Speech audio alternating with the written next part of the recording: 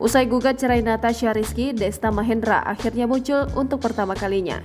Hal ini terlihat dalam tayangan YouTube SCTV pada Jumat 19 Mei 2023 yang memperlihatkan sosok Desta pertama kali muncul usai gugat cerai sang istri. Dalam tayangannya, tampak Desta tengah berada di Bandara Soekarno-Hatta untuk terbang ke Yogyakarta. Kepergian Desta ke Jogja tanpa ditemani oleh Natasha Rizky. Saat kejar awak media, Desta menegaskan untuk tidak akan menjawab apa-apa terkait kisruh rumah tangganya. Kata-kata inilah yang pertama keluar dari mulut Desta kepada awak media setelah kabar perceraiannya mencuat. "Gak usah nanya-nanya gua, gak bakal gua jawab apa-apa," jawab Desta.